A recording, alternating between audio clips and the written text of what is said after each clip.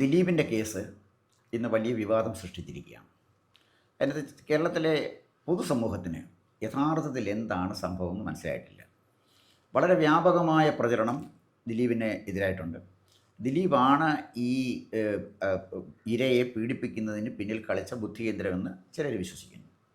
ചിലർ വിശ്വസിക്കുന്നു അതല്ല, ദിലീപ് നിരപരാധിയ, വേറെ ആരോ ദിലീപിനെ തകർക്കാൻ വേണ്ടി സിനിമയിലെ ഏതോ മാഫിയയുടെ പ്രവർത്തനമാണ് എന്ന് വിചാരിക്കുന്നു. ഇതിലെല്ലാം ഏറ്റവും എന്നെ ദുഃഖിപ്പിച്ചൊരു കാര്യം, ഞാൻ മനസ്സിലാക്കിയിടത്തോളം ഒരു പെർഫെക്റ്റ് ജഡ്ജ്മെൻറ്റാണ് ഈ കേസുമായിട്ട് ബന്ധപ്പെട്ട് വന്നത്. കാരണം നമ്മുടെ സെഷൻ കോടതി കൊണ്ട് തീരുന്നില്ല, ഹൈക്കോടതിയും പിന്നെ സുപ്രീം കോടതിയിലൊക്കെ പോകുന്നൊരു കേസാണ്. അപ്പോൾ 1700-ലധികം പേജുള്ളൊരു വിധിന്യായം ജഡ്ജ് എഴുതിയത് അത്രയും ഫാക്ട്സ് ആൻഡ് ഫിഗേഴ്സ് വെച്ചാണല്ലോ എഴുതിയിരിക്കുന്നത്. ഇവിടെ എനിക്ക് താങ്കളോട് ചോദിക്കാനുള്ളൊരു ചോദ്യം, ഒന്ന്, താങ്കൾ ഒരു അഭിഭാഷകനാണ്, ഹൈക്കോടതിയിൽ പ്രാക്ടീസ് ചെയ്യുന്ന ആളാണ്. രണ്ട്, താങ്കളൊരു സാമൂഹ്യ നിരീക്ഷകനും സാമൂഹ്യ പ്രവർത്തകനുമാണ്.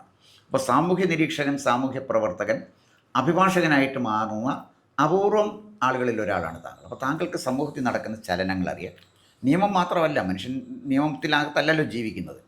അപ്പം മനുഷ്യന് വേണ്ടിയാണല്ലോ നിയമം, നിയമത്തിന് വേണ്ടി മനുഷ്യൻ സൃഷ്ടിക്കപ്പെടുന്നില്ലല്ലോ. അപ്പോൾ ഈ കേസ് ആളുകൾക്ക് ഒരുപാട് ദുരൂഹതയുണ്ട്. യഥാർത്ഥത്തിൽ ദിലീപ് കുറ്റവാളിയാണോ? ഇനി കുറ്റവാളിയാണെങ്കിൽ ദിലീപ് എങ്ങനെയാണ് രക്ഷപ്പെട്ടത്? അപ്പോൾ അതിൽ ഒരു വലിയ സമഗ്രമായൊരു ചോദ്യമാണ്. അപ്പോൾ അതിൽ എനിക്ക് ആദ്യമായി സൂചിപ്പിക്കാനുള്ളൊരു കാര്യം, ഇതിനകത്ത് അതിജീവത ഒരു എമ്പതി അർഹിക്കുന്നു എന്നുള്ളതാണ്. അതാണ് ആദ്യമായിട്ട് എനിക്ക് സൂചിപ്പിക്കാനുള്ളത്. അതിൻ്റെ കാരണം എന്താണെന്ന് ചോദിച്ചാൽ, ഈ അതിജീവതയും ദിലീപിനെയും നമുക്ക് ഒരുപോലെ പരിഗണിക്കാൻ കഴിയില്ല.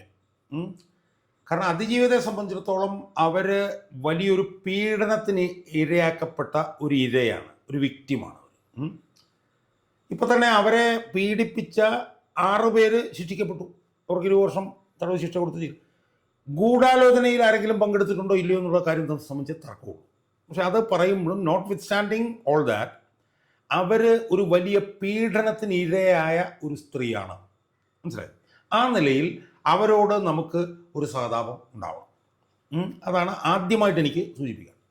രണ്ടാമത്, ഇപ്പം ഗോകുമാർ പറഞ്ഞ പോലെ ഞാനൊരു പൊതുപ്രവർത്തനമായതുകൊണ്ടും ഞാൻ ഒരുപക്ഷെ ഇടപെട്ടിട്ടുള്ള ഏറ്റവും കൂടുതൽ പൊതുപ്രശ്നങ്ങളിൽ വെച്ച് ഏറ്റവും കൂടുതൽ ഇടപെട്ടിട്ടുള്ളത് സ്ത്രീ പീഡനവുമായിട്ട് ബന്ധപ്പെട്ടായിരിക്കും. കാരണം ഞാൻ VS അച്യുതാനന്ദനോട് നിന്ന കാലം, അതിനുശേഷമുള്ള കാലത്തിലെല്ലാം അതുകൊണ്ട്. അപ്പോൾ അതുകൊണ്ട് തന്നെ ആ വിഷയത്തിൽ ഞാൻ എപ്പോഴും ഇരയുടെ ഒപ്പം നിൽക്കുന്ന ഒരാളാണ്. അതുകൊണ്ട് തന്നെയാണ് ഞാൻ പറഞ്ഞത്, ഇപ്പോൾ ഇവർക്കെതിരെ നടക്കുന്ന സൈബർ ആക്രമണം, ഇപ്പോൾ ഇന്നലെ എന്നോടൊരു ഇൻ്റർവ്യൂവിൽ ഒരാൾ ചോദിച്ചു, ദിലീപിനെതിരെയും ഭയങ്കര സൈബർ ആക്രമണം നടക്കുന്നില്ലേ, ദിലീപ് 8 വർഷം ജയിലിൽ കിടന്നില്ലേ, ദിലീപിൻ്റെ 8 വർഷം നഷ്ടപ്പെട്ടില്ലേ, അപ്പോൾ ദിലീപിനെതിരായിട്ടുള്ള സൈബർ ആക്രമണത്തെക്കുറിച്ച് പറയാതെ അതിജീവിതയ്ക്കെതിരായിട്ടുള്ള സൈബർ ആക്രമണത്തെക്കുറിച്ച് പറയുന്നത് എന്താണ് എന്നോട് ചോദിച്ചു. അതിന് ഞാൻ പറഞ്ഞ മറുപടി, ദിലീപിനെതിരായി നടക്കുന്ന സൈബർ ആക്രമണങ്ങളെ ഞാൻ അപലപിക്കുന്നു.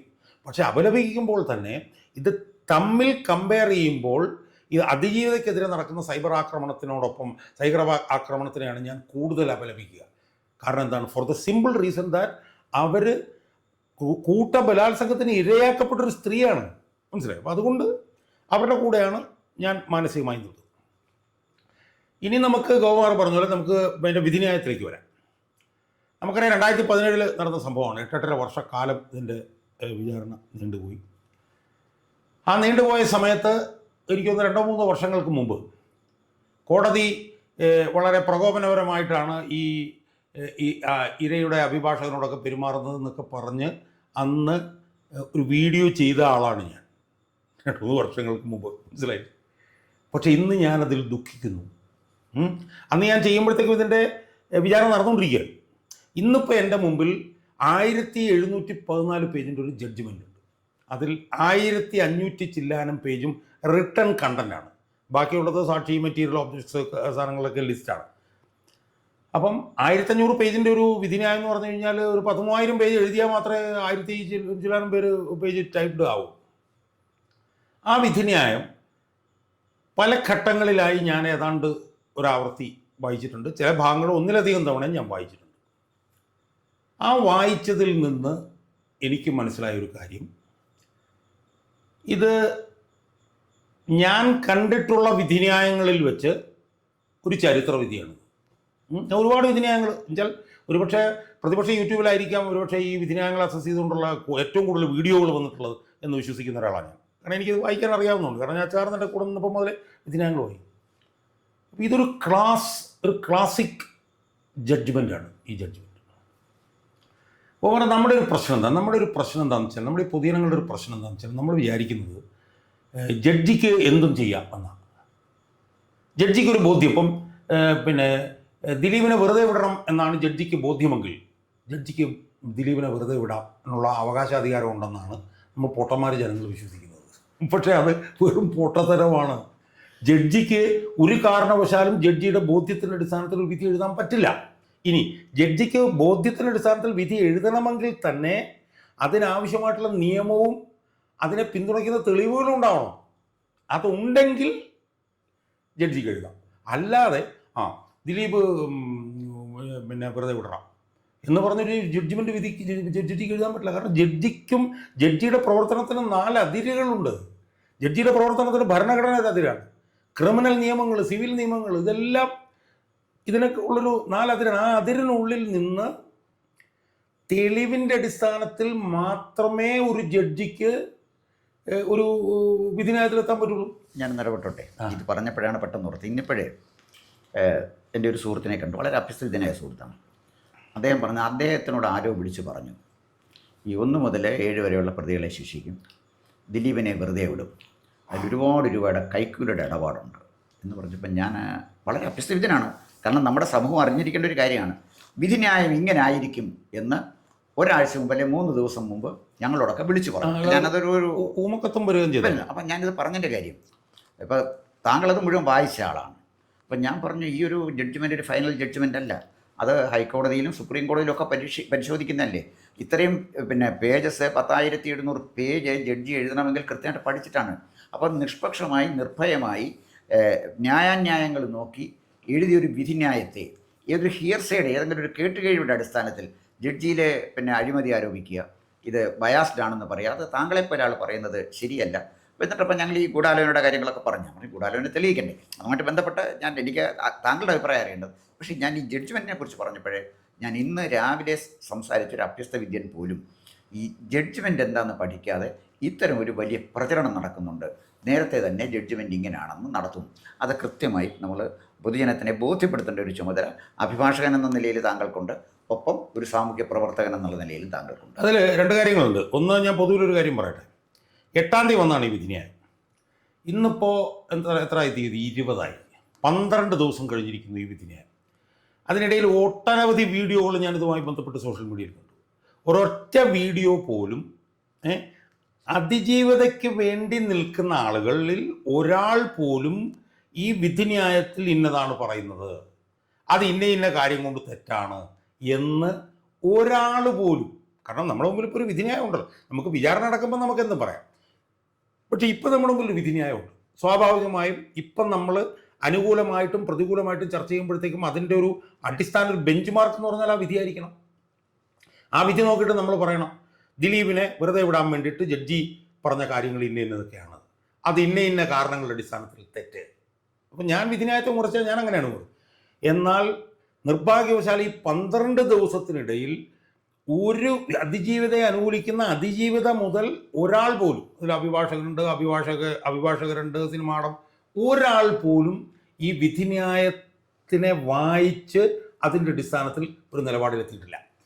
അതിന് പകരം അവരെന്താ ചെയ്യുന്നത്? അവരെല്ലാവർക്കും ബോധ്യം ഇതൊരു അവർ ചോദിക്കുന്ന ചോദ്യം ഇതാണ്, ഇതൊരു കൊട്ടേഷൻ ബലാത്സംഗമല്ലേ? അപ്പോൾ കൊട്ടേഷൻ കൊടുത്ത ആരാ?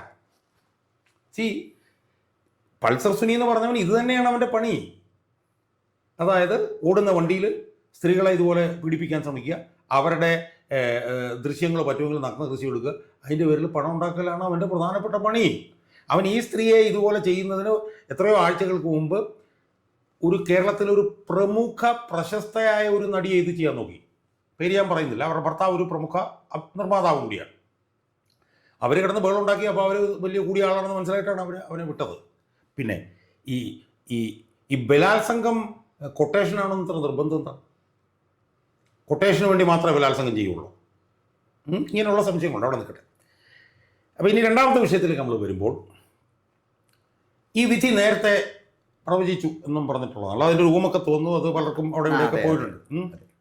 അതിനകത്തുള്ളൊരു വലിയ ഒരു അസംബന്ധം എന്ന് പറയുന്നത് എന്താ? അത് ആ ഒരു ഊമക്കത്തെന്ന് പറഞ്ഞാൽ ഈസ് ജസ്റ്റ് കോമൺ സെൻസ്. എന്തുകൊണ്ടാണ് നമ്മൾ കോമൺ സെൻസ് എന്ന് പറയുന്നത്? ഈ വിധി 3 തരത്തിൽ വരാനാണ് സാധ്യത. ഒന്നുകിൽ 10 പ്രതികളെയും വെറുതെ വിടും, അല്ലെങ്കിൽ 10 പ്രതികളെയും ശിക്ഷിക്കും, അല്ലെങ്കിൽ 6 പ്രതികളെ ശിക്ഷിക്കും, 4 പ്രതികളെ വെറുതെ വിടും. ഈ 3 ഓപ്ഷൻസ് ഈ വിധിന്യായത്തിലുണ്ട്. അതിലൊരു ഓപ്ഷൻ എടുത്തു പറഞ്ഞു എന്നുള്ളത് മാത്രമേ ഉള്ളൂ.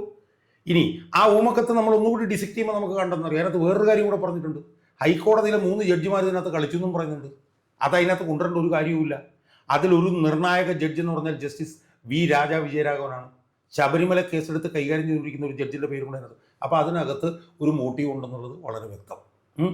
അതിനകത്ത് വരാവുന്ന ഒരു ഓപ്ഷൻ പറഞ്ഞുകൊണ്ട് കൊടുത്തു.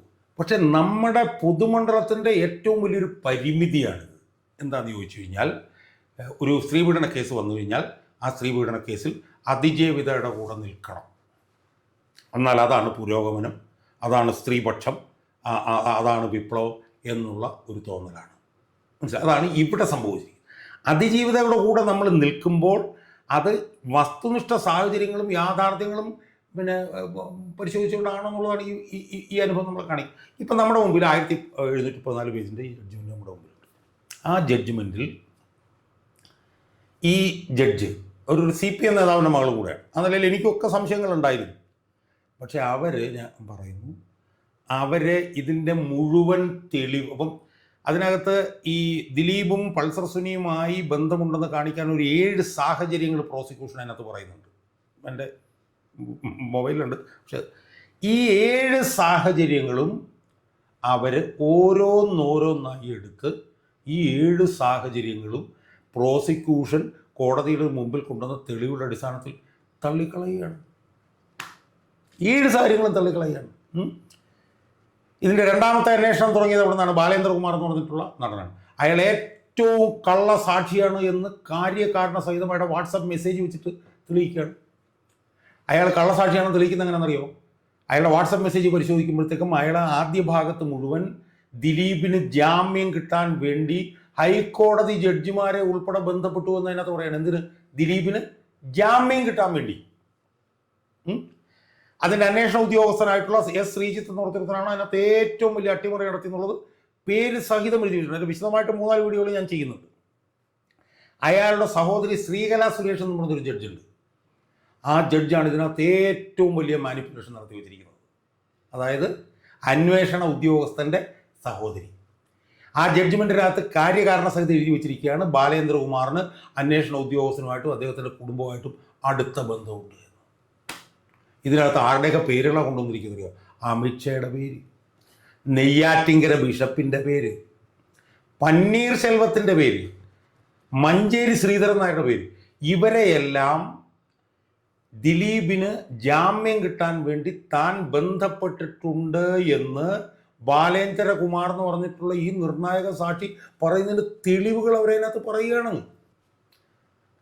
ആ ബാലേന്ദ്രകുമാർ ഈ ശ്രീജിത്തുമായിട്ടുള്ള അവിഹിത ബന്ധം, ശ്രീജിത്തിൻ്റെ സഹോദരി ജഡ്ജായിരിക്കുന്ന സമയത്ത് ഇത് തലശ്ശേരി എന്നാണ് അവരുടെ പേരെന്നതിൽ അവരിതിനകത്ത് നടത്തിയിട്ടുള്ള അവിഹിത ഇടപെടൽ ഇത് മുഴുവൻ പുറത്തു കൊണ്ടുവന്നിട്ട് അവർ പറയുകയാണ് ഇയാളെ വിശ്വസിക്കാൻ കൊള്ളാത്ത സാക്ഷിയാണ്. മനസ്സിലായി? അപ്പം ആ ജഡ്ജ്മെൻറ്റ് നമ്മൾ വായിച്ചു നോക്കിക്കഴിഞ്ഞാൽ ആ ജഡ്ജ്മെൻറ്റിനകത്ത് പ്രോസിക്യൂഷൻ കൊണ്ടുവന്ന മുഴുവൻ തെളിവുകളും എടുത്ത് ആദ്യാവസാനം ഇഴകീറി പരിശോധിച്ച് ഈ ഒരു തെളിവുകളും നിലനിൽക്കുന്നതല്ല എന്ന് പോലീസ് ഉദ്യോഗസ്ഥൻ ബിജു പോലീസിനെ കേട്ടോ ചാത്തച്ചവർ ചമ്മന്തിയാക്കി ചോര കുടിച്ചിരിക്കുകയാണ്. അവർ ഷെയിംലെസ് എന്നൊക്കെയാണ് ഒരു സ്ഥലത്ത് പറയുന്നത്. ഇയാൾക്ക് മിനിമം വിവരമുണ്ടോ എന്നാണ് അയാൾ ചോദിച്ചിരിക്കുന്നത്.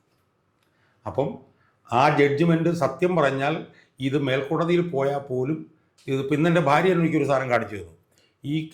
ഈ ജഡ്ജ്മെൻറ്റ് മേൽക്കോടതിയിൽ പോയാൽ നിലനിൽക്കുമെന്ന് AI ചോദിക്കുന്നു. AI കാര്യകാരണ സഹിതം പറയുന്നു ഇതിനൊരു നിലനിൽപ്പും ഉണ്ടാവില്ലെന്ന്. 2-3 പേജാണ് അതിന് മറുപടിയായിട്ട് വന്നിരിക്കുന്നത്. മനസ്സിലായോ? അപ്പോൾ അതുകൊണ്ട് ഇതിന് മേൽക്കോടതിയിൽ പോയാൽ പോലും നിലനിൽക്കാൻ കഴിയാത്ത നിലയിൽ അതിജീവിതം അറിഞ്ഞോ ഇല്ലയോ എന്ന് എനിക്കറിയില്ല. ഈ കേസ് പോലീസും പ്രോസിക്യൂഷനും കൂടെ തകർത്ത് തരിപ്പണാക്കി കൊടുത്തിരിക്കുകയാണ്. ഇനി ഒറ്റ കാര്യം കൂടെ പറഞ്ഞോട്ടെ. ഈ കേസിൽ 3 പ്രോസിക്യൂട്ടർമാരുണ്ടായിരുന്നു. ആദ്യത്തെ 2 പ്രോസിക്യൂട്ടർമാർ ജഡ്ജി പ്രകോപനപരമായിട്ടാണ് പെരുമാറുന്നു പറഞ്ഞ് അവർ ഇട്ടിട്ട് പോയി. ഇന്ന് ഞാൻ ആലോചിക്കുമ്പോൾ അവർ ഇട്ടിട്ട് പോകാൻ കാരണം എന്ന് വെച്ച് കഴിഞ്ഞാൽ ഈ അവരുടെ കരണത്തിൻ്റെ അടി കിട്ടി, ഇതിനകത്ത് ഒരു തെളിവില്ലെന്ന് അവർക്ക് മനസ്സിലായതുകൊണ്ടാണ് അവർ ഊരിപ്പോയത്. മൂന്നാമത് അജയകുമാർ എന്ന് പറഞ്ഞൊരു പ്രോസിക്യൂട്ടർ. എനിക്ക് അത്ഭുതമാണ്, എനിക്ക് ഏറ്റവും അത്ഭുതങ്ങളിൽ അത്ഭുതമാണത്. ഇതുപോലൊരു ശരാശരിക്ക് താഴെയോ ഉള്ളൊരു പ്രോസിക്യൂട്ടർ ഇത്രയും പ്രമാദമായിട്ടൊരു കേസിൽ എങ്ങനെ സ്പെഷ്യൽ പ്രോസിക്യൂട്ടറായിട്ട് വന്നു? അപ്പോൾ എൻ്റെ സുഹൃത്തുക്കളാരോ ചോദിക്കായിരുന്നു, എത്രയോ കോടി രൂപയാണ് CPM കാരെ കൊന്ന കേസിൽ സുപ്രീം കോടതി വക്കീലന്മാരെ കൊണ്ടുവരാനായിട്ട് ഈ സർക്കാർ ഖജനാവെന്ന് എടുത്തി ആലോചിച്ചത്. അവർക്ക് ഏറ്റവും ഉന്നതനായിട്ടുള്ള ഒരു അഭിഭാഷകനെ സ്പെഷ്യൽ പ്രോസിക്യൂട്ടറായിട്ട് കൊണ്ടുവരാൻ പാടില്ലായിരുന്നു. അതിന് പകരം ഈ ചാനൽ ചർച്ചയിൽ ചെന്ന് എതിരാളികളെ സംസാരിച്ച് തോൽപ്പിക്കാൻ മാത്രം കഴിവുള്ള അജയകുമാർ എന്ന് പറഞ്ഞൊരാളെ കൊണ്ടുവന്നിരിക്കും. ഈ അത്ഭുതം തോന്നും. അതുപോലെ തന്നെ അതിജീവിതയുടെ വക്കീൽ, എമ്മാതിരി പൊട്ടത്തരങ്ങളാണ് അവർ ചാനലിൽ കൂടെ ഇരുന്ന് വിളിച്ച് പറയുന്നത്. അത് മുഴുവൻ കോടതി ലക്ഷ്യമാണ്. അവരുടെ സന്നദ്ധ പോകുന്ന പോലെ എനിക്ക് സംശയം. അവരൊരു ബോധവും ഇല്ലാതെ ഒരു തെളിവും. ഞാൻ ചോദിക്കുന്ന, അവർ അതിജീവിതയുടെ അഭിഭാഷകയായിരുന്നല്ലോ, 12 ദിവസമായിട്ട് ഈ വിധിന്യായം അവരുടെ മുമ്പിൽ കിടക്കില്ലേ? അവർക്ക് ആ വിധിന്യായം എടുത്ത് പരിശോധിച്ചിട്ട് ഈ വിധിന്യായത്തിൽ ഇന്നത് തെറ്റാണെന്ന് പറഞ്ഞുകൂടെ? അവർ ഇതുവരെ അത് പറഞ്ഞിട്ടില്ല. അപ്പോൾ ഇതിൽ നമ്മൾ മനസ്സിലാക്കേണ്ട കാര്യം എന്ന് വെച്ചാൽ, ഒന്ന്, ഇതിലൊരു തെളിവിൻ്റെ ഒരു കണിക പോലും, അയോട്ട ഓഫ് എവിഡൻസ് പോലീസിനും പ്രോസിക്യൂഷനും കൊണ്ടുവരാൻ കഴിഞ്ഞിട്ടില്ല. 2, ഇതിനകത്ത് ഒരുപാട് ദുരൂഹതകളുണ്ട്. ഇത് ആരാണ് ഈ വക്കീലന്മാരെ വെച്ചത് എന്ന് നമുക്കറിയത്തില്ല. വലിയ തോതിലുള്ള അട്ടിമറി ശ്രമം നടത്തുന്നു. അതുകൊണ്ട് ഇതിനകത്തെ 1ാം പ്രതി എന്ന് പറഞ്ഞാൽ ഭരണകൂടമാണ്. 1ാം പ്രതിയായിട്ട് ഞാൻ ഈ വിഷയത്തിൽ നിർത്തുക പിണറായി വിജയനെയാണ്. എന്തുകൊണ്ടാണ്? പിണറായി വിജയൻ്റെ ആഭ്യന്തര വകുപ്പാണ് ഈ കേസ് അട്ടിമറിച്ച് കളഞ്ഞത്. പിണറായി വിജയൻ്റെ പോലീസും പിണറായി വിജയൻ്റെ പ്രോസിക്യൂഷനുമാണ് ഈ കേസ് അട്ടിമറിച്ച് കളഞ്ഞത്. നമ്മളിപ്പോൾ ഇതിനുമായിട്ട് 2 കേസുകൾ താരതമ്യം ചെയ്യാറുണ്ട്. അതിൽ ഒരു പ്രധാനപ്പെട്ട കേസ് കർണാടകത്തിൽ അടുത്ത കാലത്ത് നടന്ന കേസാണ്, പ്രജ്വൽ രേവണ്ണയുടെ കേസ്. പ്രജ്വൽ രേവണ്ണ എന്ന് പറഞ്ഞാൽ അവിടുത്തെ ഏറ്റവും വലിയ അധികാരിയായി, ദേവഗൗഡയുടെ കൊച്ചുമാൻ. പ്രജ്വൽ രേവണ്ണയുടെ അച്ഛൻ രേവണ്ണ 10 വർഷം അവിടെ മന്ത്രി. പ്രജ്വൽ രേവണ്ണയുടെ അച്ഛൻ്റെ ചേട്ടൻ കുമാരസ്വാമി അവിടുത്തെ മുഖ്യമന്ത്രി. JDS എന്ന് പറഞ്ഞ നിർണായകമായ സ്വാധീനമുള്ളൊരു പാർട്ടി. ആ പാർട്ടിയിലെ ഹസനിലെ MP ആയിരുന്ന പ്രജ്വൽ രേവണ്ണ 2000 സ്ത്രീകളെ പീഡിപ്പിച്ചു. വിഷ്വൽസ് മുഴുവൻ എടുത്ത് മൊബൈലിൽ വെച്ചു. അത് കഴിഞ്ഞ ഇലക്ഷൻ്റെ ദിവസം ലീക്കായി. 3 കേസ് വന്നു. ആ കേസിൽ ഒരു കേസിലെ സാക്ഷി എന്ന് പറയുന്നത് ഇയാളുടെ ഫാം ഹൗസിലെ ശുചീകരണ തൊഴിലാളിയായിരുന്നു. The most downtrodden. അവർ ഇയാളെ പീഡിപ്പിച്ച് പറഞ്ഞ്, എൻ്റെ പൊന്ന് ഇത് സാറിൻ്റെ അമ്മയുടെ പ്രായമുള്ള ആളല്ലേ ഞാനെന്ന് പറയുമ്പോൾ കാലുകൊണ്ട് തട്ടി തെറിപ്പിക്കുകയാണ്. അതുപോലെ ഇവൻ മൊബൈലിൽ വെച്ചിട്ടുണ്ട്. അവരായിരുന്നു സാക്ഷി. അവരെ വിചാരണ കോടതി എന്തായിട്ടെന്നറിയോ പരിഗണിച്ചത്? Sterling evidence. സ്റ്റെർലിംഗ് എവിഡൻസ് എന്ന് പറഞ്ഞു കഴിഞ്ഞാൽ ആ സാക്ഷി പറയുന്നത് മുഴുവൻ കോടതി വിശ്വസിക്കും. അപ്പം അവരെങ്ങനെയാണ് ഈ രേവണ്ണയ്ക്കെതിരെ കേസുമായി വന്നത്? അവിടുത്തെ കോൺഗ്രസ് ഭരണകൂടം പറഞ്ഞു, നിങ്ങൾ ധൈര്യമായിട്ട് നിന്നു, നിങ്ങൾ എന്താ സംഭവിച്ചെന്ന് പറഞ്ഞു, നിങ്ങൾക്ക് എല്ലാ സംരക്ഷണവും ഞങ്ങൾ തരാം എന്ന് പറഞ്ഞതിനെ തുടർന്നാണ് ആ സ്ത്രീ, അല്ലെങ്കിൽ പ്രജ്വൽ രേവണ്ണയ്ക്കെതിരെ ഒരു ശുചീകരണ തൊഴിലാളി ആ കേസ് വന്നു. ആ കേസ് ഏറ്റവും ടോപ്പ് എഫിഷ്യൻ്റ് ആയിട്ടുള്ള ഒരു ടീമിനെ കൊണ്ട് അന്വേഷിപ്പിച്ചു. അതിൻ്റെ മുഴുവൻ തെളിവുകളും അവർ ഹാജരാക്കി. ഏറ്റവും ഗംഭീരമായിട്ടൊരു പ്രോസിക്യൂട്ടറെ വെച്ചു. അയാൾ വാദിച്ചു പ്രജ്വൽ രേവണ്ണ ജീവിതാവസാനം വരെ ജീവപര്യന്തം. ആ കേസ് കഴിഞ്ഞ ആഴ്ച ഹൈക്കോടതിയും സ്ഥിരപ്പെടുത്തി. അപ്പോൾ ഇതുപോലുള്ള കേസുകൾ വന്നാൽ ആ കേസിൽ ജയിക്കണമെന്നുണ്ടെങ്കിൽ ആ കേസ് കൃത്യമായി പോലീസ് അന്വേഷിക്കണം, കൃത്യമായി പ്രോസിക്യൂട്ട് ചെയ്യും. അങ്ങനെയാണെങ്കിൽ സാക്ഷികൾ കേസ് തെളിയും എന്നുള്ളൊരു തെളിവാണ്. അപ്പോൾ അവിടെയാണ് ഇവിടെ വന്ന ഏറ്റവും വലിയ പരാജയം. എന്നിട്ട് ആ പരാജയം മറച്ചു വെക്കാൻ വേണ്ടിയിട്ടാണ് ദിലീപ് ഇത് ചെയ്തു എന്ന് പറഞ്ഞ നടക്കുന്നത്. ദിലീപ് ഇത് ചെയ്തു ഇല്ലെന്ന് നമുക്കറിയത്തില്ല, ചിലപ്പോൾ ചെയ്തിട്ടുണ്ടാവും. പക്ഷേ ഇപ്പം നമ്മുടെ മുമ്പിലുള്ള വിധിന്യായം വെച്ച് ദിലീപ് ചെയ്തു എന്നുള്ളതിന് തെളിവില്ല. അപ്പോൾ യഥാർത്ഥത്തിൽ പ്രതി എന്ന് പറഞ്ഞു കഴിഞ്ഞാൽ പോലീസും പ്രോസിക്യൂഷനുമാണ്. അവരെ രക്ഷിക്കാൻ വേണ്ടിയിട്ടാണ് ഈ നിർഭാഗ്യവശാൽ അതിജീവിത ഉൾപ്പെടെയുള്ള ആളുകൾ യഥാർത്ഥ പ്രതികളെ രക്ഷിച്ച് സർക്കാരിനെയും ഭരണകൂടത്തെയും രക്ഷിക്കാൻ വേണ്ടിയിട്ടുള്ള പ്രചരണങ്ങൾ നടത്തുകയോ അതിൽ വീണുപോവുകയോ ചെയ്യുകയാണ്. അപ്പോൾ അതിജീവിതം ഒന്ന് മുഖ്യമന്ത്രിയുടെ ക്രിസ്മസ് സെലിബ്രേഷൻ എന്തൊരു അസംബന്ധമായത്. മുഖ്യമന്ത്രിയുടെ അപ്പുറത്തും ഇപ്പുറത്തും ഇരിക്കുന്ന ഒരു ശ്രീലമ്പടനാണ്. ഒരു വശത്ത് പി ശശിയും ഒരു വശത്ത് ജയതിലക കൊണ്ടിരിക്കുന്നു. എത്രയോ സ്ത്രീപീഡന കേസിൽ ഇവർ സ്ത്രീപീഡകരുടെ കൂടെ നിൽക്കുന്നത്. വേടൻ്റെ കേസ് മാത്രം നമ്മൾ നോക്കൂ. വേടൻ അതിക്രൂരമായിട്ടാണ് സ്ത്രീകളെ പീഡിപ്പിക്കുന്ന സമയത്ത് ചോര കണ്ടപ്പം വേടൻ പറഞ്ഞു കുഴപ്പമില്ല, ഇച്ചിരി ചോര കണ്ടാലും കുഴപ്പമില്ല എന്ന് പറഞ്ഞു. 2 അതിജീവിതകൾ. ആ വേടന് അവാർഡ് കൊടുത്ത് അയാൾക്ക് മുൻകൂർ ജാമ്യം നേടിക്കൊടുത്ത് അയാളെ വിദേശത്ത് പോകാൻ അനുവദിച്ച പിണറായി വിജയനോടൊപ്പമാണോ ഈ അതിജീവിത പോയി നിൽക്കേണ്ടത്? അപ്പോൾ അവർ അറിഞ്ഞോ അറിയാതെയോ അവരിതിനകത്ത് പെടുകയാണ്. എന്തായാലും ഒരു കാര്യം ഉറപ്പാണ്, ഇതിലെ യഥാർത്ഥ പ്രതികളെ രക്ഷിക്കാൻ വേണ്ടിയിട്ടാണ് ഈ ദിലീപിനെ വെച്ചുകൊണ്ടുള്ള ഇപ്പോഴത്തെ ക്യാമ്പയിൻ നടക്കുന്നത്. ദിലീപ് കുറ്റക്കാരനല്ല എന്നുള്ളൊരു ഒരു വിധിന്യായം നമ്മുടെ മുമ്പിൽ നിൽക്കുകയാണ്. അല്ല, ഇവിടെ ഒരു പ്രശ്നമുള്ളത് ഈ വിധിന്യായം വന്ന ദിവസം ഉണ്ടായ സമൂഹത്തിലുണ്ടായ റെസ്പോൺസാണ്. ഇപ്പോഴും ഈ വിധിന്യായത്തിനെതിരെ ഒരു ഡബ്ബിംഗ് ആർട്ടിസ്റ്റ് ശബ്ദം ഉയർത്തുന്നുണ്ട്. അവർ പറയുന്ന തരണത്തെ ശരിയാ തെറ്റാന്ന് നമുക്ക് അറിഞ്ഞുകൂടാ, അവരങ്ങനെ പറയും. സിനിമയിലെ അവർ മാത്രമല്ലല്ലോ സിനിമയിൽ വനിത, വേറെയും വനിതകളുണ്ടല്ലോ. സിനിമയിലെ ഒരു വിഭാഗം വനിതകൾ, അതായത് WCC, അതിലെ ചില ആളുകൾ ദിലീപിനെതിരെ സംസാരിക്കുന്നു, ഈ ഡബ്ബിംഗ് ആർട്ടിസ്റ്റ് സംസാരിക്കുന്നു. ഒപ്പം ഈ വിധി വന്ന സമയത്ത് ശ്രീകുമാരൻ തമ്പി ഞാൻ ഏറെ ബഹുമാനിക്കുന്ന ആളാണ്. അദ്ദേഹം എഞ്ചിനീയറാണ്, ഗാനരചയിതാവാണ്, ചലച്ചിത്ര സംവിധായകരാണ്, വളരെ സിനിമാ രംഗത്ത് ഏറ്റവും മാന്യന്മാരായ ആളുകളുടെയാണ്. അദ്ദേഹം അന്ന് അത് വളരെ പറഞ്ഞ ഒരു സ്റ്റേറ്റ്മെൻറ്റ്, ഞാൻ വായിക്കുന്ന പുസ്തകം വിലയ്ക്ക് വാങ്ങാം എന്നാണ്. എന്ന് പറഞ്ഞാൽ ഇത് വിലയ്ക്ക് വാങ്ങിയ ഒരു ജഡ്ജ്മെൻ്റാണ് എന്ന് ഭംഗ്യന്തരേണ ആണ് അദ്ദേഹം പറയുന്നത്. അപ്പോൾ ഈ പൊതുമണ്ഡലത്തിൽ നിൽക്കുന്ന സമൂഹം ബഹുമാനിക്കുന്ന ആളുകൾ, ശ്രീകുമാരൻ തമ്പിയെപ്പോലുള്ള ആളുകൾ ഈ വിധിന്യായത്തെ ഇങ്ങനെ കാണുന്നു.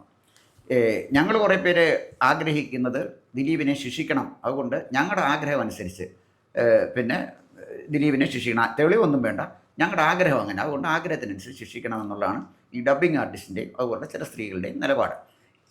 ഞാൻ പറഞ്ഞു വന്നത്, അപ്പോൾ ഈ സമൂഹത്തിലെ ഇത്തരം ഒരു ഡിസ്കഷനിലേക്ക് വിട്ടപ്പോൾ മാധ്യമങ്ങൾക്കൊരു ഉത്തരവാദിത്തമില്ല എന്താണ് നടന്നത്. ഇപ്പം ദിലീപ് രക്ഷപ്പെട്ടെങ്കിൽ ഒന്നുകിൽ താങ്കൾ പറഞ്ഞ അനുസരിച്ചാണെങ്കിൽ ഇവനൊരു സ്ഥിരം കുറ്റവാളിയാണ് ഈ ശിക്ഷിച്ചവന്, പൾസർ സുനി. അവനിത് പല ആളുകളുടെ അടുത്തും പല ആളുകളെയും പീഡിപ്പിക്കാൻ പീഡിപ്പിച്ചിട്ടുണ്ട്. അപ്പം ഈ പീഡനം അങ്ങനെ ആയിക്കൂടാ എന്നില്ല. 2, അവന് പണം കൊടുത്താരെങ്കിലും പീഡിപ്പിക്കുകയും ചെയ്തതാകാം. പണം കൊടുത്താണ് പീഡിപ്പിച്ചതെങ്കിൽ തീർച്ചയായിട്ടും പണം കൊടുത്തത് പീഡിപ്പിച്ചത് ആരാണെന്നുള്ള കാര്യം സത്യസന്ധവും വസ്തുനിഷ്ഠവുമായ തെളിവുകളുടെ അടിസ്ഥാനത്തിൽ കോടതിയിൽ ഹാജരാക്കേണ്ട ചുമതലയാണ് പോലീസിനും നമ്മുടെ പ്രോസിക്യൂഷനും ഉള്ളത്. ആ കാര്യത്തിൽ അവർ പരിപൂർണമായി പരാജയപ്പെട്ടു എന്നാണോ താങ്കളുടെ അഭിപ്രായം? അല്ല, അത് 100%. ഇനിയിപ്പോൾ ഈ ദിലീപിനെതിരായും അതിജീവിക്കെതിരെ അനുകൂലമായുമുള്ള ഒരു ക്യാമ്പയിൻ നമ്മളിതിനകത്ത് കാണേണ്ട ഒരു കാര്യം കൂടിയോ, ഈ അതിജീവിതയ്ക്ക് അനുകൂലമായി ദിലീപിനെതിരായി നടക്കുന്ന ക്യാമ്പയിൻ എന്ന് പറയുന്നത് അത് ഏറ്റവും പ്രചണ്ഡമായി നടത്തുന്നത് മാധ്യമങ്ങളാണല്ലോ, പ്രത്യേകിച്ച് ദൃശ്യമാധ്യമങ്ങൾ. ഈ ദൃശ്യമാധ്യമങ്ങൾ ഈ അതിജീവിതയോടുള്ള കമ്മിറ്റ്മെൻറ്റ് കൊണ്ടാണ് ഇത് നടത്തുന്നതെന്ന് നമ്മൾ തെറ്റിദ്ധരിക്കരുത്. കാരണം അതിജീവിതകളോടുള്ള കമ്മിറ്റ്മെൻ്റ് ആയിരുന്നു മാധ്യമങ്ങൾക്കുണ്ടായിരുന്നെങ്കിൽ മാധ്യമങ്ങൾ അതിജീവിതയ്ക്ക് വേണ്ടി മാത്രമായിരുന്നില്ല ശബ്ദമുയർത്തേണ്ടിയിരുന്നത്. വേടൻ്റെ വിഷയത്തിൽ അവർ ശബ്ദമുയർത്തണമായിരുന്നു, അവർ PT കുഞ്ഞുമോൻ്റെ വിഷയത്തിൽ അവർ ശബ്ദമുയർത്തണമായിരുന്നു, അവർ P ശശിയുടെ കാര്യത്തിൽ ശബ്ദമുയർത്തണമായിരുന്നു, അവർ ജയതിലകൻ്റെ കാര്യത്തിൽ ശബ്ദമുയർത്തണമായിരുന്നു. ഇതിലൊന്നും അവർ ശബ്ദമുയർത്തുന്നില്ല. അവർ ശബ്ദമുയർത്തുന്നത് ഈ അതിജീവിതയുടെ കാര്യത്തിൽ മാത്രം. അപ്പോൾ എന്തുകൊണ്ടാണ് ഈ അതിജീവിതയുടെ കാര്യത്തിൽ മാത്രം ശബ്ദമുയർത്തുന്നത്? അതിന് കാരണങ്ങളുണ്ട്. എന്താണ്? ഒന്ന്, ഈ അതിജീവിത ഒരു പ്രമുഖ നടിയാണ്. ഒന്ന്, അതിനേക്കാൾ പ്രധാനം ഈ അതിജീവിതയെ പീഡിപ്പിച്ചു എന്ന് പറയുന്ന പ്രതിസ്ഥാനത്ത് നിൽക്കുന്ന ദിലീപ് എന്ന് പറഞ്ഞ ആൾ മലയാള സിനിമാ രംഗത്തെ ഏറ്റവും പ്രമുഖനായിട്ടുള്ളൊരു നടനാണ്. കഴിവുണ്ടോ ഇല്ലോ എന്നുള്ള കാര്യമൊക്കെ അവിടെ നിൽക്കണം. അയാൾ നടൻ മാത്രമല്ല, നിർമ്മാതാവ്, ആ നിലയിലൊക്കെ സ്വാധീന ശക്തിയുള്ള ഒരാളാണ്.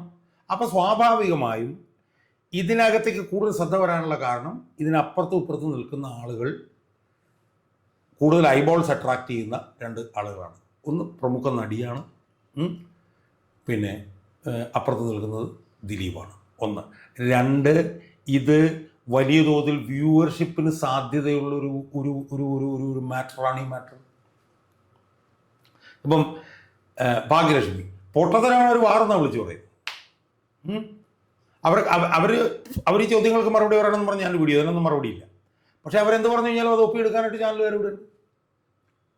അതിജീവിത എഴുതിയിരിക്കുന്നതിനകത്ത് ഒരുപാട് അബദ്ധങ്ങളുണ്ട്. അതിജീവിത ചതിക്കപ്പെടുകയാണ്, വഞ്ചിക്കപ്പെടുകയാണെന്ന് പറഞ്ഞ് ഞാൻ കഴിഞ്ഞ ദിവസം വീഡിയോ ചെയ്തിരുന്നു. അതിന് മറുപടി വന്നിട്ടില്ല. ഇപ്പോൾ അവർ പറയുന്നുണ്ട്, ഇപ്പം മെമ്മറി കാർഡിൻ്റെ ഹാഷ് വാല്യൂ മാറ്റി. മെമ്മറി കാർഡിൽ ഈ വീഡിയോസ് ഉള്ള അടിസ്ഥാന ഫയൽസ് ഉണ്ട്, അതിൻ്റെ ഒന്നും ഹാഷ് വാല്യൂ മാറിയിട്ടില്ലെന്ന് ഒരു കാര്യകാരണ സഹിതം ജഡ്ജ്മെൻറ്റിൽ പറഞ്ഞു വെക്കുന്നുണ്ട്. മനസ്സിലായില്ലേ? ഒന്നാമത്തെ കാര്യം. രണ്ടാമത്തെ കാര്യം, കോടതി പ്രോസിക്യൂഷനോട് പ്രകോപനപരമായാണ് പെരുമാറിയത് എന്ന് പ്രോസിക്യൂട്ടർമാർ എന്നോട് പറഞ്ഞു എന്നാണ് അവർ പറഞ്ഞിരിക്കുന്നത്. അപ്പോൾ പ്രോസിക്യൂട്ടർമാർ പറഞ്ഞതാണ് ഒരു മുകളിലെടുത്തി. ഇനി കോടതി മാറണം എന്ന് പറഞ്ഞുകൊണ്ട് ഞാൻ ഹൈക്കോടതിക്കും സുപ്രീം കോടതിക്കും ചീഫ് ജസ്റ്റിസിനും പ്രസിഡന്റിനും ഒക്കെ കത്ത് കൊടുത്തു എന്നാണ് പറയുന്നത്. അതുകൊണ്ട് ഇപ്പം അതിജീവിത കത്ത് കൊടുത്തു എന്നുള്ളതുകൊണ്ട് കോടതി മാറാൻ പറ്റുമോ? കോടതി മാറണ്ട എന്ന് ഹൈക്കോടതിയും സുപ്രീം കോടതിയും ഇന്ത്യൻ പ്രസിഡന്റും ഒക്കെ തീരുമാനിച്ചെന്തുകൊണ്ടാണ്? അതിനനുസരിച്ചുള്ള തെളിവില്ലായിരുന്നുകൊണ്ടാണ്. മനസ്സിലായി? അപ്പം ഈ ബോധ്യത്തിൽ നിന്നും കാര്യങ്ങളും മനസ്സിലാക്കാതെയും പഠിക്കാതെയുള്ള പ്രചരണം ഒന്ന്. രണ്ട്, മാധ്യമങ്ങളെ സംബന്ധിച്ചിടത്തോളം അവർക്ക് ഇതിനകത്തുനിന്നുള്ള വ്യൂവർഷിപ്പ്, ഇവിടെ അതിജീവിതയ്ക്ക് അനുകൂലമായും ദിലീപിനെതിരായും പറഞ്ഞു കഴിഞ്ഞാൽ അതിനാണ് വ്യൂവർഷിപ്പ് കിട്ടുക. അതെന്തുകൊണ്ടാണ്? ദിലീപ് ആയതുകൊണ്ടാണ്. ദിലീപിന് പകരം ഒരു സാധാരണ നടനായിരുന്നു എന്ന് വിചാരിക്കുക, ഒരു വല്ലപ്പോഴൊക്കെ മുഖം കാണിക്കുന്ന ഒരു നടനായിരുന്നു ഇതിൻ്റെ പ്രതിസ്ഥാനത്തുണ്ടായിരുന്നെങ്കിൽ ഏതെങ്കിലും ചാനലുകൾ ഇതെടുക്കുമായിരുന്നു. ഞാൻ ചോദിക്കട്ടെ, സിദ്ദിഖിനെതിരെ വന്നു. സിദ്ദിഖിനെതിരെ ഒരു നടി അതിഭീകരമായിട്ടുള്ള ആരോപണങ്ങൾ, നമുക്ക് കേട്ടാൽ അറയ്ക്കുന്ന ആരോപണങ്ങളാണ് സിദ്ദിഖിനെതിരെ പറഞ്ഞത്. സിദ്ദിഖ് ഇപ്പോഴും ജാമ്യത്തിൽ നിൽക്കുകയാണ്. വിജയബാബു എന്ന് പറഞ്ഞൊരുത്തൻ, അവനൊരു പെങ്കൊച്ചിനെ പീഡിപ്പിച്ചിട്ട് അവളുടെ പേര് പറഞ്ഞ് വിദേശത്തിരുന്ന് ഫേസ്ബുക്ക് ചെയ്തു. അവൻ ജാമ്യത്തിലാണ്. ബാലേന്ദ്ര മേനോൻ ജാമ്യത്തിലാണ്. നിവിൻ പോളി ജാമ്യത്തിലാണ്. ജയസൂര്യ ജാമ്യത്തിലാണ്. അതിലൊക്കെ അതിജീവിതകളില്ലേ? ആ അതിജീവിതകളെ ഏതെങ്കിലും അതിജീവിതയ്ക്ക് വേണ്ടി ഇവിടെ ഏതെങ്കിലും വലിയ മാധ്യമ പുങ്കവന്മാർ, എന്താണ് ഹഷ്മിയും വിനു ബിജോണും ഒക്കെ, അതിലേതെങ്കിലും ഒരു അതിജീവിതയ്ക്ക് വേണ്ടിയിട്ട് വർത്തമാനം പറയുന്നുണ്ട്? ഏറ്റവും പ്രധാനപ്പെട്ട ഒരു അതിജീവിത പി ശശിയുടെ കാര്യത്തിലല്ലേ പറയുന്നുണ്ടോ? ജയതിലകൻ്റെ കാര്യത്തിൽ അതിജീവിതകളിൽ പറയുന്നുണ്ടോ? പറയുന്നില്ല. അപ്പം രണ്ട് കാരണങ്ങളാണ്. ഒന്ന്, ഇതിൽ അതിജീവിതയും 5 സ്റ്റാറാണ്, ഇതിൽ പ്രതിയും 5 സ്റ്റാറാണ്. ഇവിടെ വേറൊരു പ്രിവിലേജിലാണ്. വേറൊരു സാധ്യത വരുന്നത്, ഓക്കെ, അത് ഞാൻ സമ്മതിക്കുന്നു. പക്ഷേ അതിനകത്ത് ഇപ്പോൾ ഈ ജയതിലകൻ്റെ കാര്യമായാലും ശരി, അല്ലെങ്കിൽ മറ്റേ പറഞ്ഞ സിനിമാ രംഗത്ത് നിൽക്കുന്ന പ്രമുഖരുടെ ആളുകളൊക്കെ ആയിരിക്കും, അവരുടെയൊക്കെ കാര്യത്തിൽ ഈ കേസിലെ ഇര പോലെ ഒരു ഇര ഫൈറ്റ് ചെയ്യാൻ വന്നതായിട്ട് കാണുന്നില്ല. ഒരു ഇരയായിട്ട് വന്ന് ഫൈറ്റ് ചെയ്യാൻ വന്നിട്ട് ജസ്റ്റ് ഒരു സ്റ്റേറ്റ്മെൻറ്റ് മാത്രമാണ് പലരുടെയും പേരിൽ കണ്ടത്. ഇത്തരം ഒരു ഫൈറ്റിലേക്ക് ആരും വന്നു എന്ന് കാണുന്നില്ല. അതുകൊണ്ടായിരിക്കാം ഒരു പക്ഷേ എനിക്ക് ചോദിക്കാനുള്ള വസ്തുത മറ്റൊന്നാണ്. അതായത് ഈ വിഷയം സിനിമാ രംഗത്ത് പല മാഫിയ ഉണ്ടെന്നുള്ള കാര്യം പണ്ടുമുണ്ട്, ഇന്നുമുണ്ട്, നാളെ ഉണ്ടാകും. അപ്പോൾ സിനിമാ രംഗത്തെ ചില മാഫിയകൾ, ചിലർ ദിലീപിന് അനുകൂലമായിട്ടുണ്ട്, ചിലർ ദിലീപിന് എതിരായിട്ടുണ്ട്. അപ്പോൾ ദിലീപിനെതിരായ മാഫിയ, സിനിമാ രംഗമാകുമ്പോൾ സമ്പന്നന്മാരുടെ ഒരു രംഗമാണ്. അപ്പോൾ ദിലീപിനെതിരായ ഒരു മാഫിയ നമ്മുടെ നാട്ടിൽ ഏറ്റവും പെട്ടെന്ന് വിലയ്ക്ക് വാങ്ങിക്കാൻ പറ്റുന്നത് മാധ്യമങ്ങളെയാണ്. ഏറ്റവും പെട്ടെന്ന് മീൻ വാങ്ങിക്കുന്ന പോലെ വാങ്ങിക്കാം, ഒരു പ്രയാസമൊന്നുമില്ല.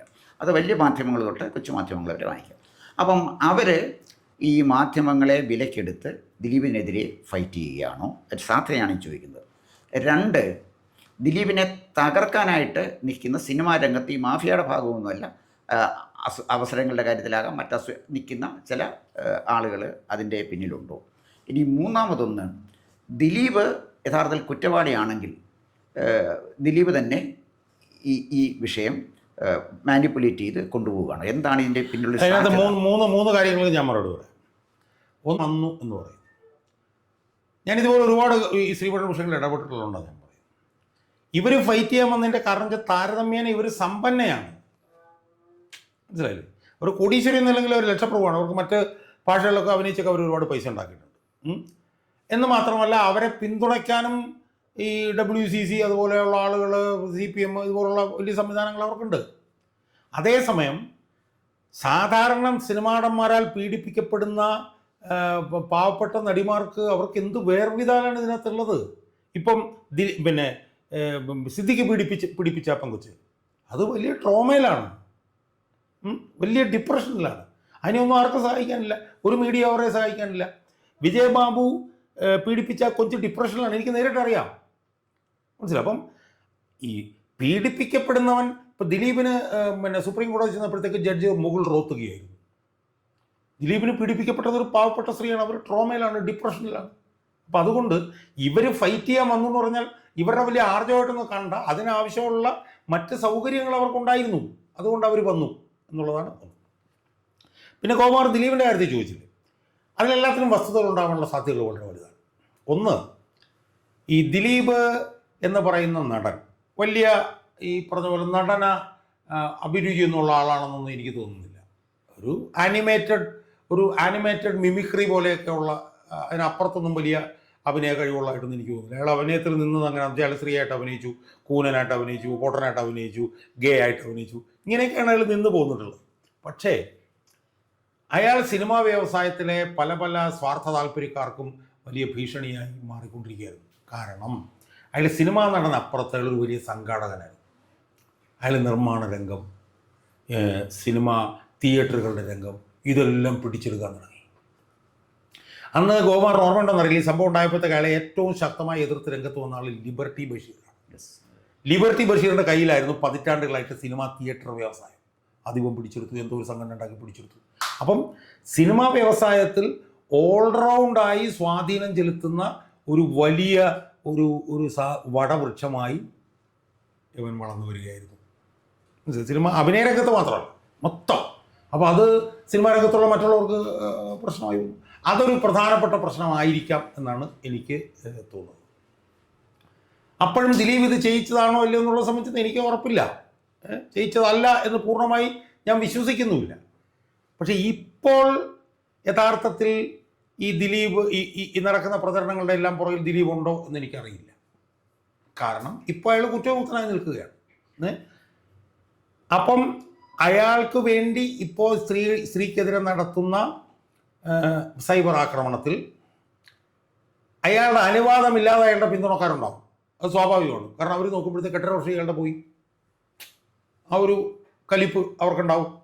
പക്ഷേ അയാളുടെ അനുഭാവികൾ എന്ന വ്യാജേന ഇറങ്ങിയിട്ടുള്ള CPM-ൻ്റെ സൈബർ കടന്നലുകൾ ഉൾപ്പെടെ കാണും.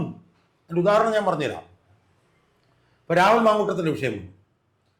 രാഹുൽ മാങ്കൂട്ടത്തിൻ്റെ വിഷയം വന്നപ്പോഴത്തേക്കും രാഹുൽ മാങ്കൂട്ടത്തിന് വേണ്ടി എന്ന് പറഞ്ഞൊരു വാട്സാപ്പ് ഗ്രൂപ്പ്, ആ വാട്സാപ്പ് ഗ്രൂപ്പിൽ കയറിയിട്ട് ഞാൻ നോക്കുമ്പോഴത്തേക്ക് അതിനകത്ത് ഷാഫി പറമ്പിലിനെയൊക്കെ ചീത്ത വിളിച്ചുകൊണ്ടുള്ള കമൻറ്റുകൾ. ഞാൻ അന്വേഷിച്ച് ചെന്നപ്പോഴത്തേക്ക് അതൊരു CPM-കാരുടെ വാട്സാപ്പ് ഗ്രൂപ്പ്. മനസ്സിലായി? അപ്പം ദിലീപിന് വേണ്ടിയാണ് എന്ന് പറഞ്ഞുകൊണ്ട് ഇറങ്ങുന്ന ആളുകൾ, ദിലീപ് യഥാർത്ഥത്തിൽ പീഡിപ്പിക്കപ്പെട്ടു എന്ന് വിശ്വസിക്കുന്ന ആളുകൾ, അവരെല്ലാവരും ഇപ്പോഴത്തെ ഈ സൈബർ അറ്റാക്കിന് പുറകിൽ ഉണ്ടാവാം. CPM-കാർ ഉൾപ്പെടെ ഉണ്ടാവാം, കാരണം ശ്രദ്ധ തിരിച്ചു വിടാൻ വേണ്ടിയിട്ട്. അപ്പോൾ അതുകൊണ്ട് ദിലീപിനെതിരായിട്ടുള്ള സംഘങ്ങൾ ഇതിൽ സജീവമായിരിക്കും എന്നുള്ള കാര്യത്തിൽ യാതൊരു തർക്കമില്ല. ഇപ്പം എന്താണ് സ്ഥിതി? ഇപ്പം അയാൾ കുറ്റമുക്തനും കൂടെ ആയ സാഹചര്യത്തിൽ അയാൾ ഇനി വർദ്ധിത വീര്യത്തോടുകൂടി തിരിച്ചു വരാനുള്ള സാധ്യതയുണ്ട്. കാരണം അയാൾ കുറ്റമുക്തനായല്ലോ.